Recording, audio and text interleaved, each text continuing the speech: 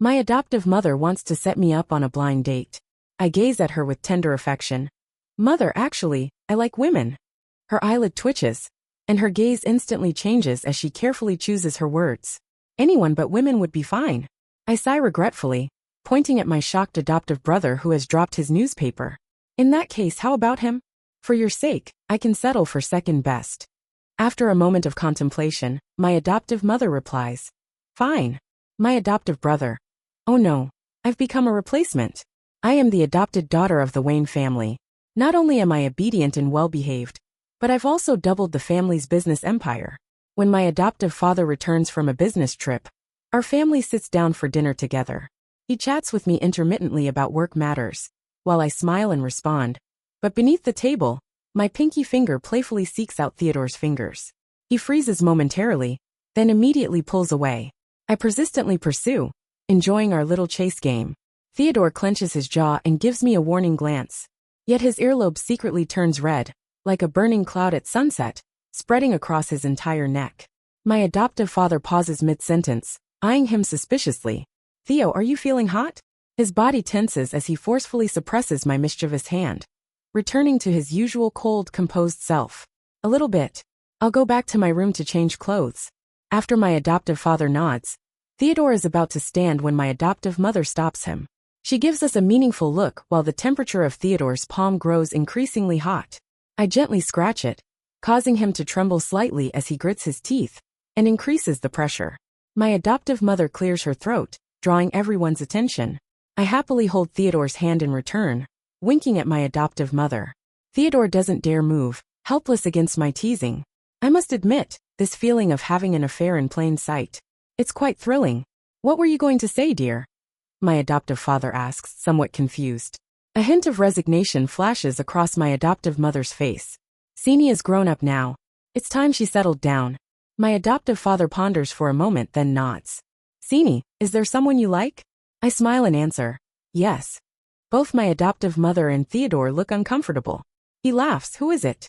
I turn my gaze toward my adoptive mother, who quickly coughs and changes the subject. Darling, what do you think about Sini and Theo as a couple? My adoptive father freezes briefly, and after confirming he hadn't misheard, looks at my adoptive mother in disbelief. Dear, are you alright? They're siblings. They're not related by blood. At most, they're childhood friends.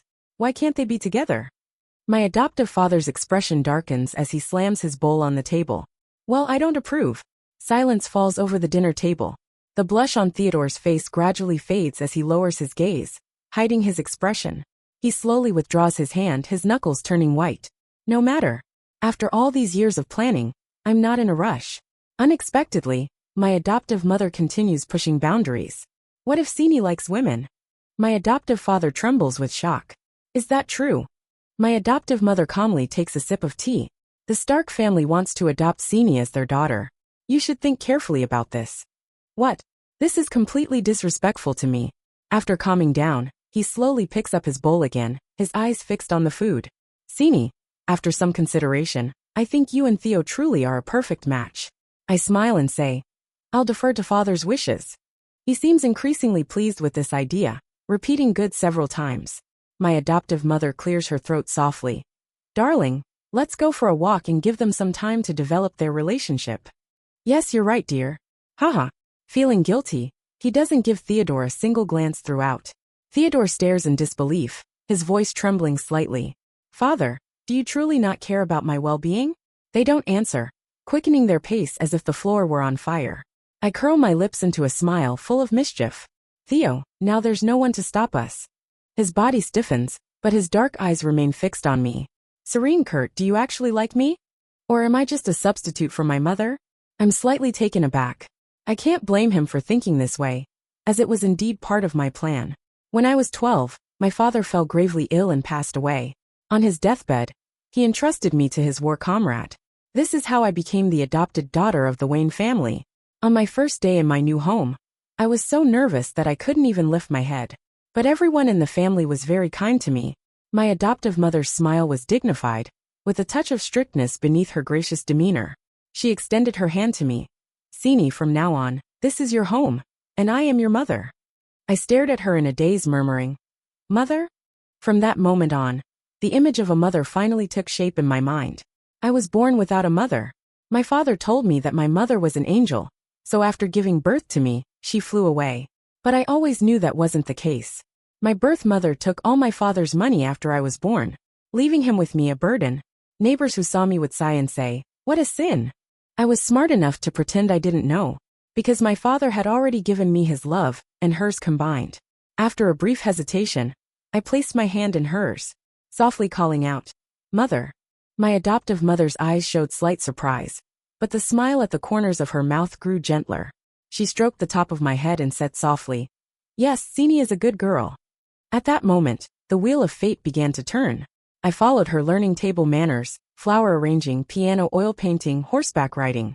She took me to various social gatherings, proudly introducing me to all the upper-class elites, as if I were her most prized creation.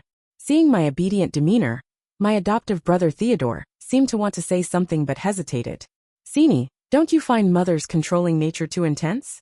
Don't you feel suffocated?" I stared at him for a moment with a look that suggested he was an idiot. "Theo, mother is willing to teach me and wants me to improve. I'm delighted about it.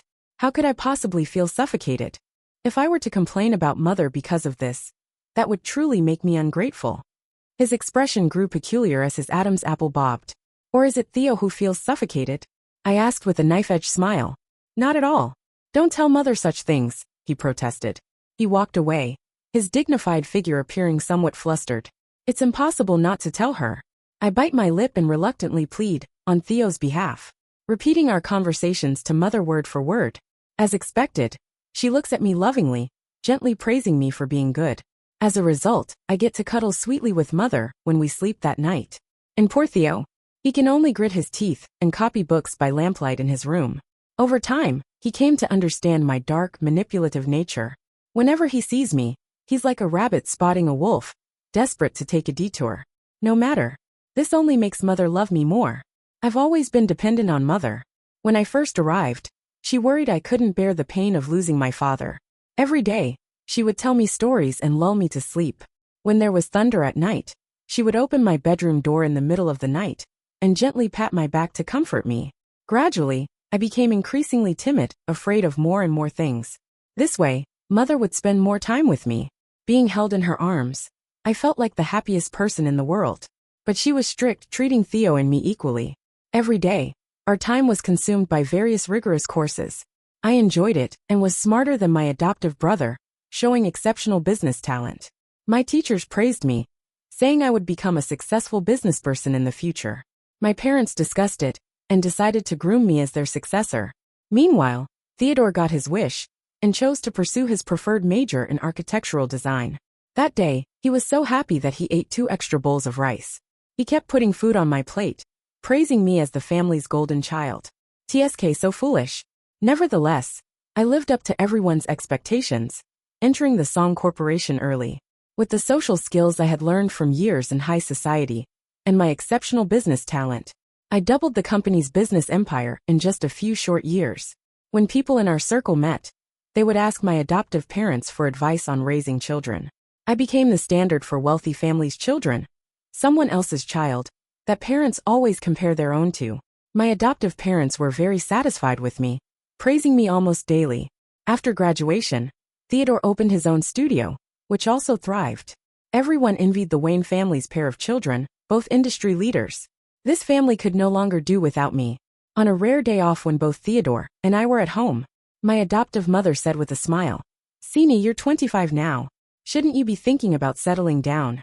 I've screened many talented young men for you. They all have excellent character and family backgrounds. Take your pick." 27-year-old Theodore adjusted his gold-rimmed glasses, looking at me with schadenfreude. I bit my lip and gazed tenderly at my adoptive mother. "Mother, actually I like women." In that instant, images must have flashed through her mind. Me craving her embrace, begging her to sleep with me, massaging her shoulders and washing her feet. Mother is very intelligent. Her eyelid twitched, and her gaze instantly changed as she carefully chose her words. "Do you understand what you're saying?" My eyes immediately welled up with tears, looking as though I would cry if she didn't agree. Her lips quivered slightly. I knew she couldn't bear to see me upset. After a long moment she gritted her teeth. "Anyone but women would be fine." I stared at her silently, until she became uncomfortable. After a while, I sighed regretfully and pointed at Theodore, who was so shocked he had dropped his newspaper. In that case, how about him? For your sake, I can settle for second best. Both she and Theodore looked at me in disbelief, their thin lips trembling, expressions identical. My eyes welled up again. Mother, I've already compromised. My adoptive mother's eyes flickered, and after contemplating for a moment, she finally said, fine. She turned to the completely rigid Theodore. You don't have any objections, do you? After all, you're not blood siblings. Sini never changed her surname. You two being together is indeed suitable. Theodore looked utterly constrained. Mother. Good, it seems you have no objections. Get to know Sini better then. I'll be going now. With that, she walked away at the fastest pace of her life. The air suddenly grew quiet. Theodore's eyes were dark enough to drip ink as he glared at me through gritted teeth. Serene, what game are you playing? I dropped my innocent little rabbit act, finally revealing my predatory fangs. Step by step, I walked toward him, my eyes gleaming with interest. Theo, from the very beginning, you were my target. He froze. What? I do depend on mother, but only as a daughter would. I realized I liked Theodore during high school. In my class, there was a troublemaker named Rylan who kept bothering me. He was a sports scholarship student at our school. Every day, besides gathering his gang, he caused trouble everywhere, calling it leaving marks of youth. I had the worst luck being noticed by him. During class, he would either poke my back with his pen, or try to electrify me with what he thought were charming poses. Seeing me study diligently, he frowned, looking as if he were indignant on my behalf. Your family is too oppressive. Is it necessary to push you this hard? Truly capable people will succeed regardless of how much they study. Stop studying. How about I take you to an internet cafe to relax? As he spoke, he grabbed my arm and pulled me outside, regardless of whether I agreed or not. In desperation, I slapped him. He looked at me in disbelief, veins bulging at his temples. I thought he would hit me the next second, and secretly took a step back. Unexpectedly, he slammed one hand against the wall behind me, and pushed his tongue against his cheek. Seeing my resistance, he instead smiled roguishly. Serene, are you playing hard to get? Although I didn't want to talk to someone like him, I really couldn't hold back anymore. I said, are you an idiot? Rylan paused, using his few brain cells to think for a few seconds, then his eyes suddenly lit up. You like me, don't you? My sister says girls always say one thing but mean another. You're insulting me because you're shy. Me? As everyone knows, it's impossible to reason with an imbecile. I took a deep breath. How long has your mouth been pickled to taste like this? Shake your brain fluid before talking to me. A look at my memory. I mistook you for a person again. I suggest you hide quickly. The garbage collectors are coming. He stood there dumbfounded, his lips trembling, eyes wide, unable to speak for a long time. I snorted and was about to leave. He suddenly grabbed my waist, that foul mouth of his trying desperately to press against my face. I just love feisty girls like you. I was furious but still couldn't break free. Tears instantly fell. Theodore suddenly rushed over at that moment, and flipped him to the ground. One hand pinned him down while the other struck his face viciously. Rylan lay like a dead dog, completely defenseless. I stared blankly at Theodore, seeing such a grim expression on his face for the first time. But in that moment, he was like a god descending from heaven. What do you think you are, daring to bully my sister? If you dare bother her again, getting beaten up will be the least of your worries. Rylan curled up on the ground, his expression pained, lips completely bloodless. Theodore looked at him, as if he were looking at garbage, cold to the extreme. He pulled me still in shock outside, his tone carrying some severity. Why didn't you tell me when something like this happened? At the very least, you could have told Mom and Dad. What if I had been a step too late today? I hung my head and said softly. I thought he wouldn't dare, and besides, I was afraid of adding burden to this family, bringing negative influence. Although they treated me well, I never dared risk that 1 in 10,000 chance of being disliked. He pressed. And what? I pursed my lips. And you didn't want to talk to me. You always tried to run away when you saw me. Theodore's expression became unnatural, his gaze wavering for a moment. That's because you always tattled to Mother. I became afraid of you. Seeing his choked expression, I couldn't help but burst out laughing. He pretended to be angry and pinched my face. All right, I promise I won't avoid you anymore. Walk home with me after school, understand? Besides, you're our family's little princess. You can tell us about any grievances. We didn't raise you to be bullied. I quietly looked at his well-defined profile, and an inexplicable sweetness welled up in my heart. I understand, Theo. But this is the first time I've heard you curse so fiercely. What a sight to see. I'm a lady. I can't curse. When I got home, I told my adoptive parents about this incident. Surprisingly, Mother didn't blame me at all, but instead comforted me gently. That day, I buried my face in her embrace, eyes moist, feeling waves of warmth flowing through my heart. It was only at this moment that I truly felt like I had become part of this family. The next day, that troublemaker didn't come to school. The homeroom teacher said he had transferred. I knew this was Mother's doing, but I didn't feel the slightest guilt. Instead, I felt relieved. He brought this upon himself. No one bothered me anymore, but Theodore still walked me home from school every day. Even though he was busy with his senior year coursework, he never missed a day. I carefully hid my girlish feelings, not letting anyone discover them, including Theodore. His room's drawers were filled with architectural designs. He talked to me about famous buildings as if reciting a family treasure. In that moment, it was as if galaxies shattered in his eyes. I was almost mesmerized. After coming to my senses, he cleared his throat and feigned seriousness. You won't tell Mother about this, will you? I smiled innocently. Of course not. Do you really think I'm a tattletale? He snorted lightly. What else would you be? The conversation ended with me throwing a pillow at him. I didn't tattle to Mother, but instead studied business knowledge even more diligently. With the company entrusted to me, I wanted him to pursue his dreams without worry. He has now truly fulfilled his wish and become an excellent architectural designer. How wonderful! From the moment I determined my true feelings, I began to plan everything.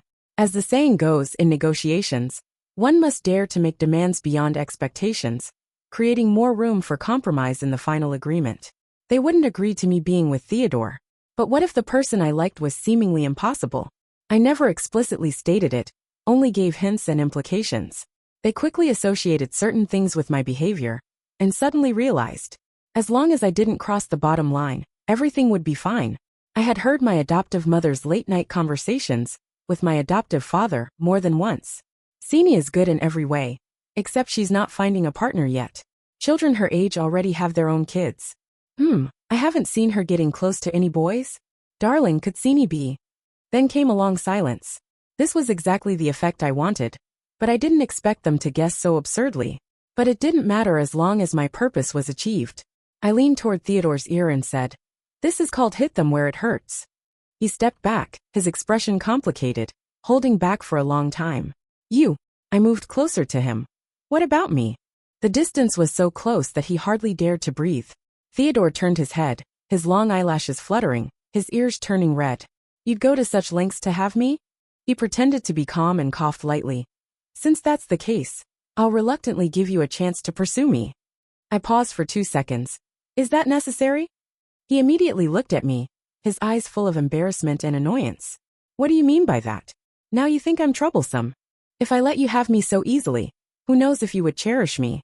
What's unattainable is always the best. Looking at his serious face getting all flustered, I found it amusing. How long do I have to pursue you then? Theodore straightened his cuffs with satisfaction. It depends on your performance. Don't get too cocky. There are many people pursuing me. I couldn't help but laugh. He immediately blushed, glared at me, and quickly walked away. His retreating figure looked somewhat like he was fleeing in embarrassment. Outside the door, my adoptive parents had their ears pressed against it. What did they say? Did it work out or not? I hope our son doesn't disappoint me. I don't want our precious daughter to find a girlfriend. Holy Mary, please bless us. My adoptive father, in order to match me with Theodore, specially arranged a short vacation for me. I carried lunch prepared by the servant to Theodore's studio. As soon as the assistant saw me, her eyes lit up. Serene, you haven't been here for so long. The boss is in his office. I nodded with a smile. I've been busy lately. I'll come more often in the future. Thank you for your help. It's no trouble.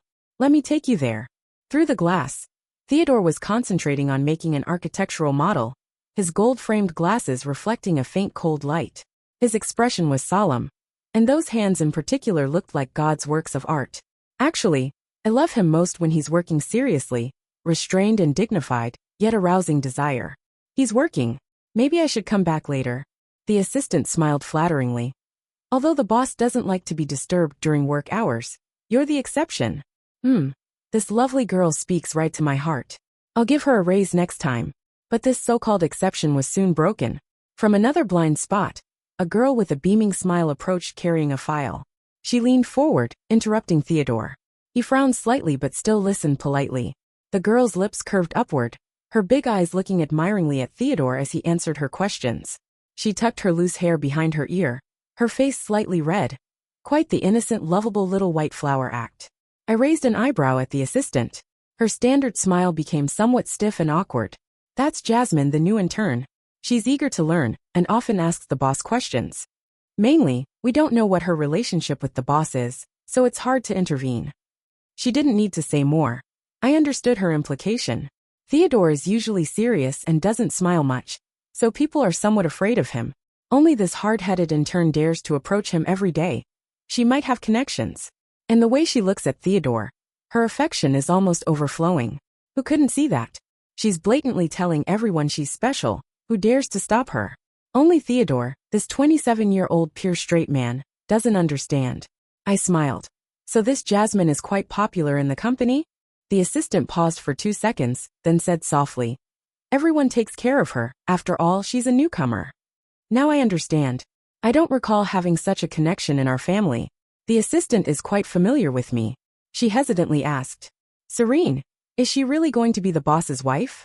I gave her a meaningful look and curved my lips. No, and your boss will only have one wife, me. Her eyes widened, both hands covering her mouth in shock. So you know how to handle it now, right? She nodded frantically, her eyes incredibly bright. I've been annoyed with this Jasmine for a long time. She can't handle even simple tasks. Ask her to draw a diagram, and the result is terrible. She's always acting cute with colleagues, asking them to teach her, but in reality, they end up doing her work. Everyone's afraid she has connections, so they don't dare refuse.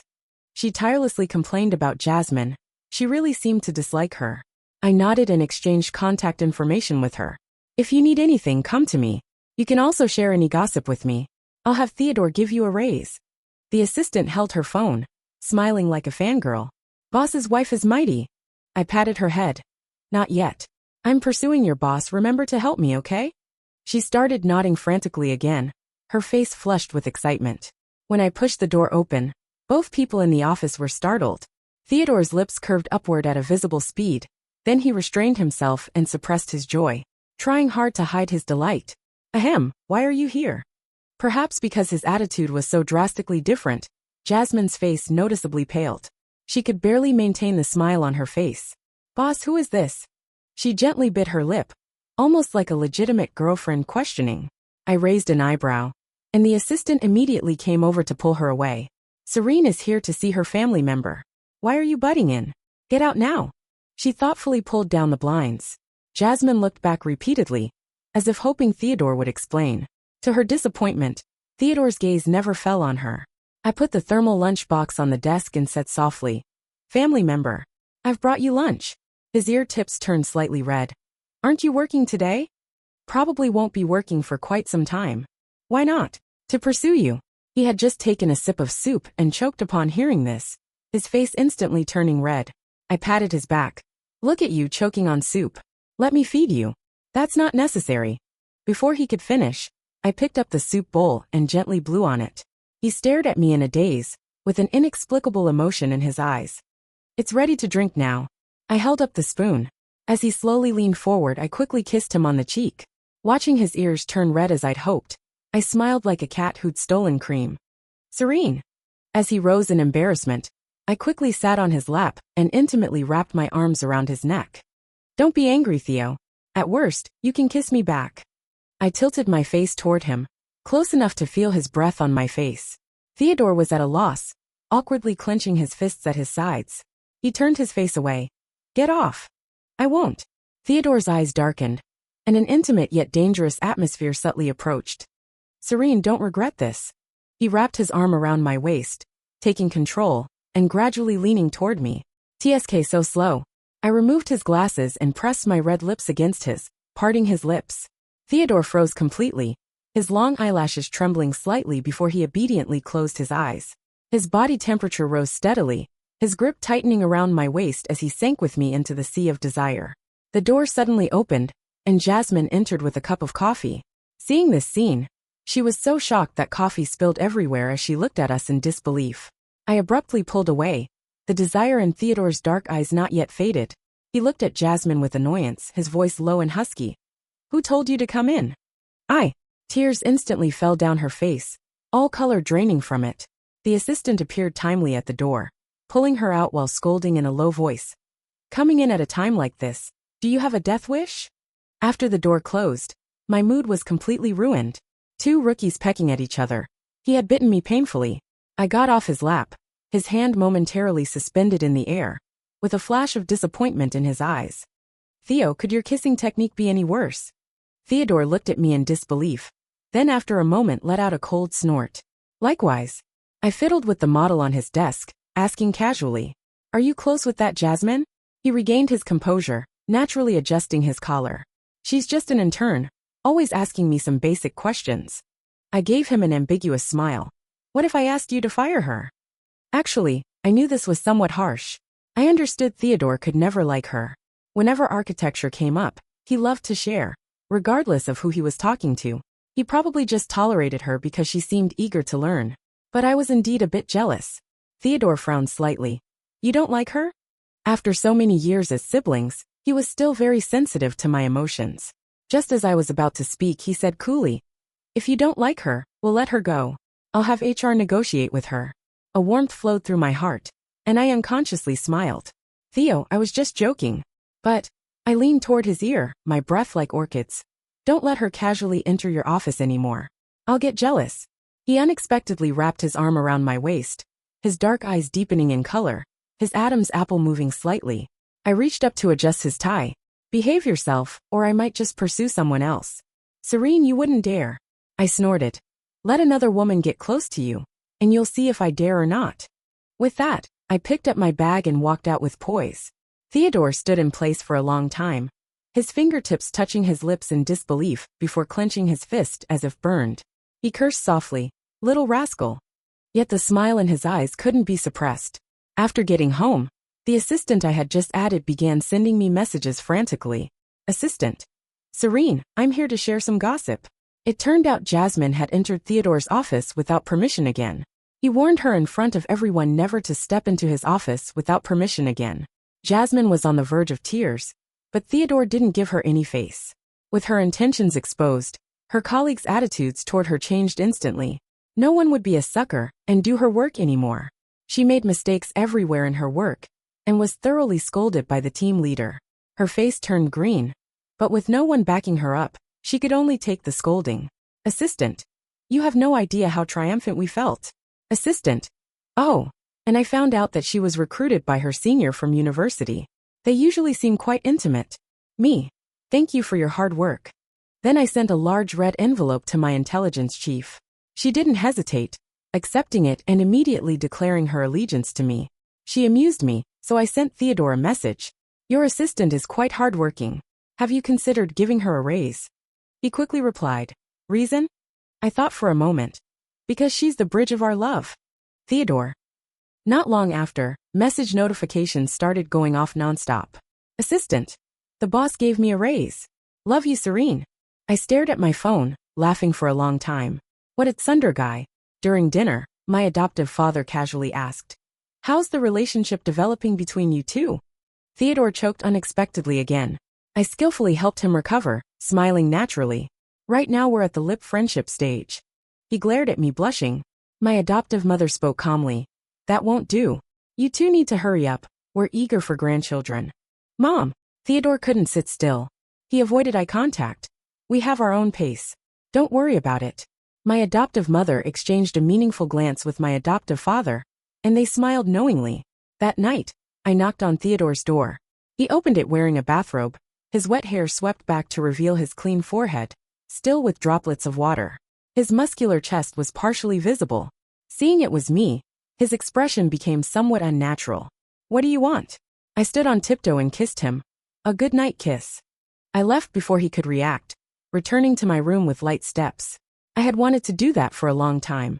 Is it too much to exercise girlfriend privileges in advance? Theodore stared at my retreating figure in a daze, his ears slowly turning red. During this period, I frequently brought Theodore lunch. I also ordered milk tea for his studio colleagues and became familiar with all of them. Thanks to my assistant, everyone in the office knew about my relationship with Theodore. Whenever they saw me, they would break into knowing smiles. Only Jasmine would appear gloomy every time, looking as if she wanted to devour me.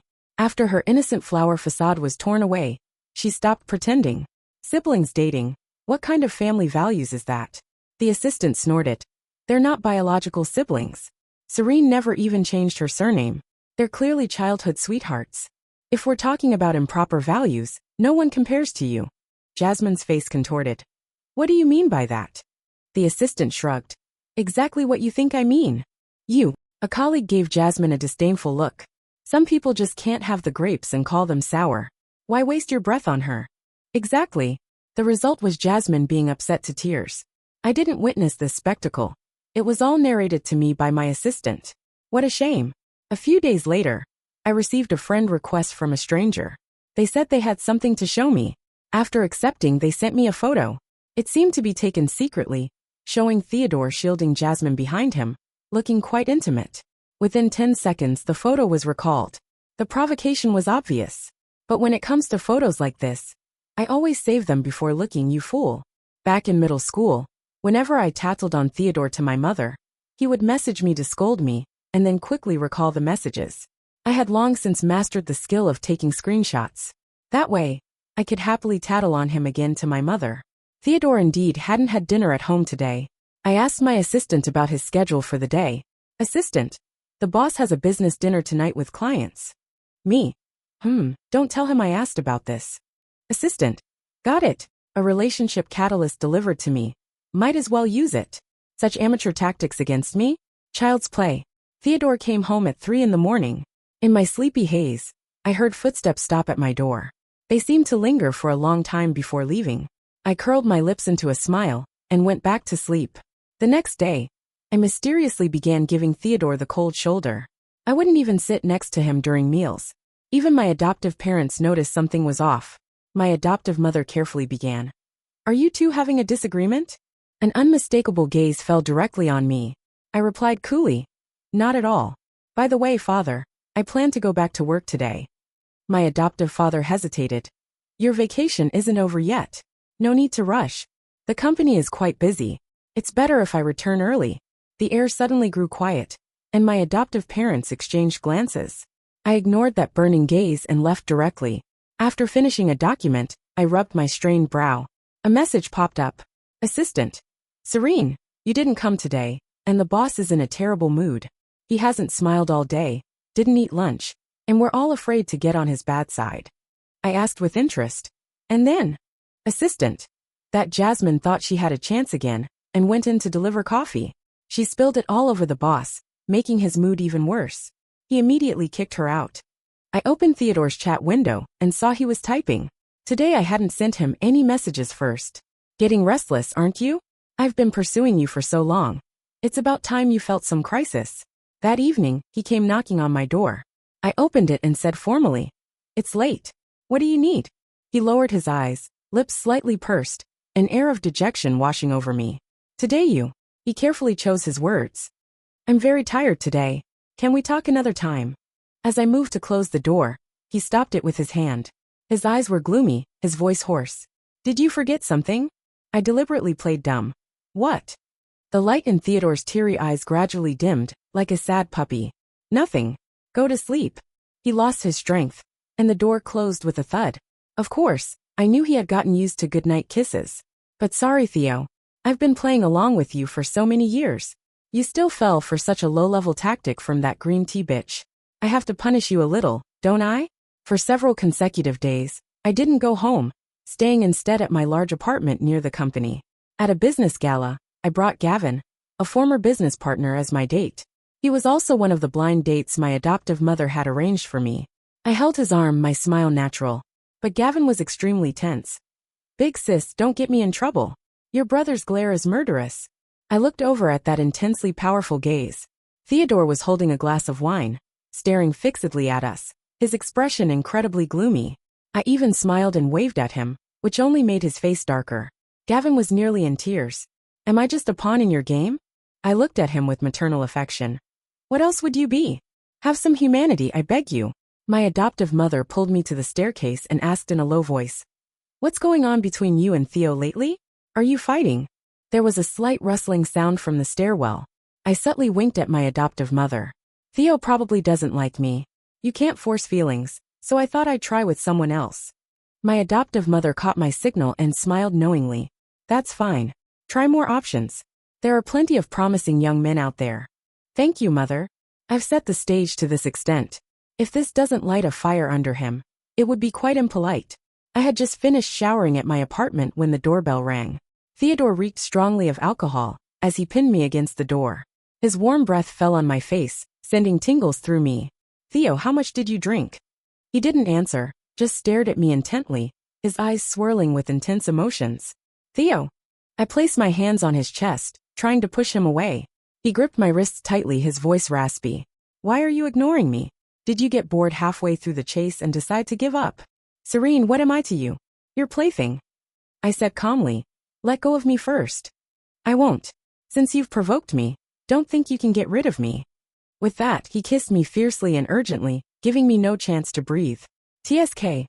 I must say, this guy must have taken some lessons. His kissing technique has improved. After the kiss, I could barely stand and had to lean against him. Theodore held me tightly, breathing heavily. "Serene, you're not allowed to try with anyone else. You can only be mine, understand?" A hot tear slid down my neck. I widened my eyes. He was crying? "Hey, Theodore, aren't you being a bit pathetic?"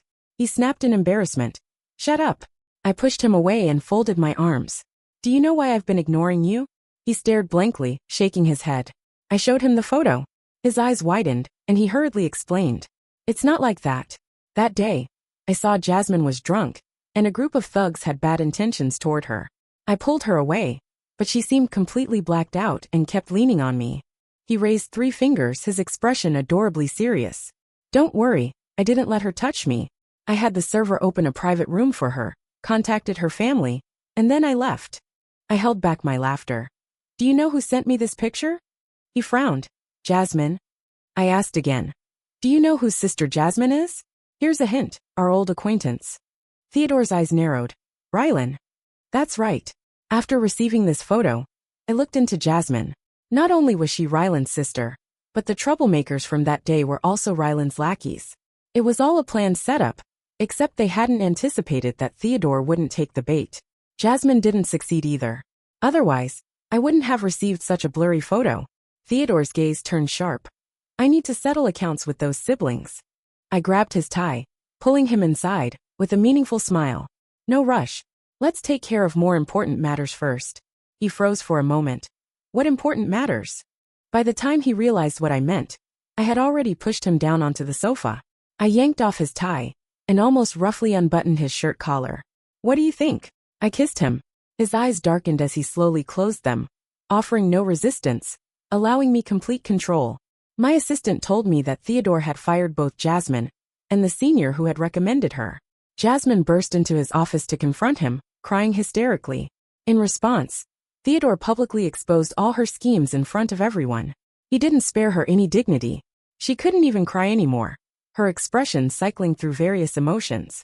In the end, she slunk away like a cornered rat, tail between her legs, amid everyone's mockery. My assistant messaged. "The boss was so cool," he said. "You almost made me lose my girlfriend. I'm being merciful enough by not suing you." My assistant added. "Serene, when are you two getting married? You must give us wedding candies. We're all shipping you two so hard." I replied with a smile. "Definitely." The anonymous account that had sent me the photo messaged again. "Serene, you bitch, you'll fall into my hands sooner or later." From the tone alone, I knew it was Rylan. I calmly replied, "Sure, I'm waiting for you," as if I'd be afraid of him coming after me. After work, I went to the parking lot to get my car. Footsteps quickly approached from behind, and before I could turn around, a cloth covered my mouth. My consciousness gradually faded. When I woke up, I found myself tied to a bed. Standing before me was Rylan, whom I hadn't seen in a long time. He had a buzz cut now, with a long narrow scar at the corner of his eye. He had completely transformed into a vicious thug. Looking around, I saw a dilapidated room that reeked of cigarettes, alcohol, and mildew. Rylan gave a sinister smile. "Didn't expect we'd meet again like this, did you, princess?" I spoke calmly. Rylan, you do know kidnapping is against the law, right? He laughed mockingly. Against the law? Of course I know. But isn't this all because you forced me? I could have been free from worrying about tuition fees. But you forced me to transfer schools. I had no choice but to steal and rob. I've broken the law so many times already. Do you think I fear doing it one more time? I let out a derisive laugh. Isn't this all your own doing? And the fact that you'd rather steal and rob than get a part-time job. I'm truly impressed. His smile gradually faded, his eyes growing darker as he suppressed his rage. Jasmine pushed open the door and entered. The siblings shared identically malicious expressions. Brother, why waste time talking to her? Let's get on with it. She took out her phone, ready to record, a strange excitement flickering in her eyes. Serene, you bitch, ruining my brother wasn't enough, you had to ruin me too. Acting so high and mighty. Let's see how high and mighty you'll be when your video is all over the internet. I pulled a sardonic smile. You two siblings really are something. Like brother, like sister. Two worthless pieces of trash. Rylan lunged at me like a madman, tearing at my clothes. You bitch, still talking back? Let's see just how tough that mouth of yours really is. Just then, a group of police officers burst through the door. Freeze! Jasmine's face instantly turned pale. Rylan was kicked by an officer and forced to kneel. Unable to move, the veins on his forehead bulged, and his eyes reddened with bloodshot. You scheming bitch. You set me up. I won't let you get away with this. The police officer cuffed him and said harshly, You dare threaten the victim right in front of us? Bold move. He tensed his neck, but didn't dare speak anymore. Theodore rushed in, and held me tightly in his arms, his eyes red-rimmed. He stared at Rylan, his voice like ice. Neither of you siblings will get away with this. Back home, Theodore still clutched my hand tightly, his voice full of lingering fear. I should never have agreed to let you put yourself in danger. What if something had really happened? I hugged him and softly reassured him. It's fine. Our plan was foolproof. What could go wrong? Firing Jasmine and humiliating her was all to draw Rylan out. From what I knew of them, they would definitely act rashly when cornered. I had already hired an experienced bodyguard, who was hiding nearby to protect me. The moment Rylan appeared, they immediately called the police and followed me. If anything happened to me, they would step in immediately. From beginning to end, we held all the cards. The Rylan siblings were just too stupid.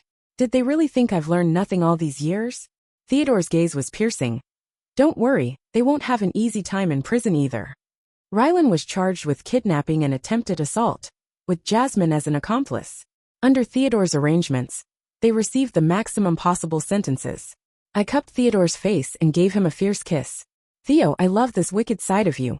He tried to keep a straight face, but couldn't help the corners of his lips turning upward. You missed.